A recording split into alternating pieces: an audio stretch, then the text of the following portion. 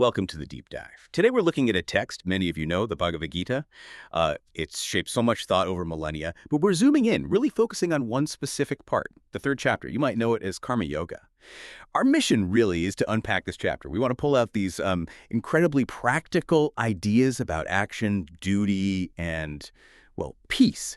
And everything we discuss comes straight from the source material you've shared. We're aiming to make this maybe complex wisdom feel accessible and, relevant for you right now. Absolutely. And to really get Karma Yoga, you need to picture the scene. The chapter kicks off with Arjuna. He's right there on the battlefield, facing this huge moral crisis. He's completely torn up about his duty.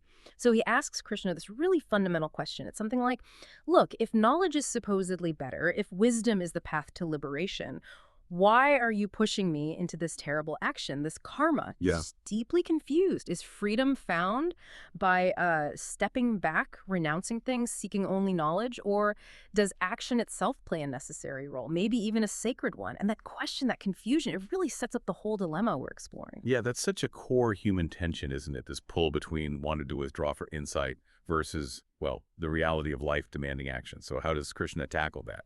Arjuna's confusion about knowledge versus action. Does Krishna just tell him to, get on with it? Well, no, not exactly. Krishna's response is pretty direct, actually. He gets right to the heart of it. He clarifies that just dropping everything for pure knowledge or meditation, that's not really practical for everyone. And it's not the only way. He really stresses how action is just inevitable. For every single living being, he says something very clear. No one can remain without performing actions for even a moment. It's quite stark. Not even for a moment. Wow. Right. And it's not just a philosophical idea. He explains that our very nature, the qualities of nature, they compel us to act. And, on a basic practical level, action is just essential. Society wouldn't function. Life itself wouldn't continue without it. Okay, so action is unavoidable. It's woven into existence. But if we have to act, how do we stop that action from tying us in knots, creating more stress and anxiety? And I think this is where Krishna brings in that huge concept, right? Yep. Nishkama karma. Action without desire for the results. How does he actually explain that? It sounds so counterintuitive. Doing something but not wanting the outcome. It is counterintuitive, especially in our results-driven world, but it's revolutionary. Krishna's core instruction is essentially this. Perform your duty with complete devotion, but don't worry about the outcome. Complete devotion, but don't worry. How does that work in practice? Well, he's not saying be careless or don't try your best. Quite the opposite. It's about a shift, a deep psychological shift. You pour everything into your duty. You act with total dedication, honesty. But, and this is the crucial part, you consciously release your attachment to the specific results, to the fruits of that action, as it's often put. Your focus moves away from will I succeed? Will I fail? What will I get? And lands squarely on the act itself. The quality, the integrity of the action. So you give your absolute all. Exactly, your best effort. And then you let go of the anxiety about what happens next. That feels like a massive shift in perspective. Yeah. I mean, if you detach from the results, that must totally change how you even define success or failure day to day. And thinking beyond just ourselves, what does Krishna say about this kind of selfless action for, the bigger picture for society? Yeah, that's a really important dimension. He connects it directly to social responsibility, even leadership.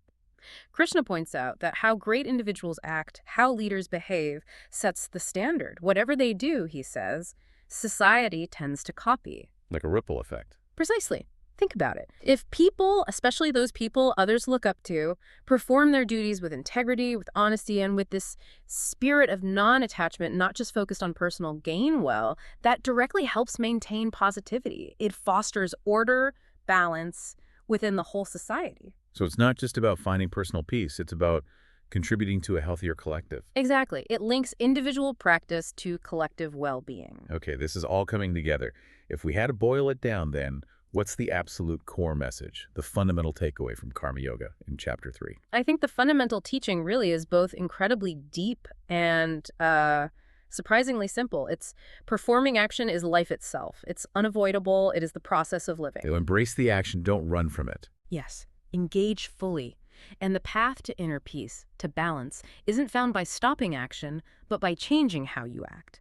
It's about fulfilling your duties, whatever they happen to be in your life, with complete dedication, complete honesty, while at the same time letting go of the clinging, the anxiety, the expectation about the results. It's not passive, you see. It's a very active, conscious engagement, but it frees you from being jerked around by every outcome. And that, according to the Gita here, is presented as the way to find balance and peace no matter what's happening externally. Wow. From Arjuna standing confused on a battlefield to this really powerful understanding. So action isn't just necessary, it's inevitable. It's part of being alive. And by consciously choosing nishkama, karma acting with our whole heart but letting go of the attachment to what happens, we can actually find a deeper kind of balance, a real sense of peace. It's quite something, isn't it? And what strikes me every time is just how relevant this ancient idea feels right now. In our world, which is so focused on outcomes, on metrics, on results, it raises a really interesting question for you listening right now. Think about your own life.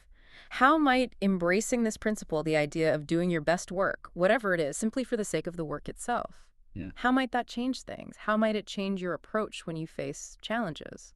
Or even just change your experience of everyday peace? That's definitely something to chew on. How could applying this idea from the Gita, this ancient wisdom, shift things in your own daily actions and feelings? We encourage you to really sit with that question until our next deep dive.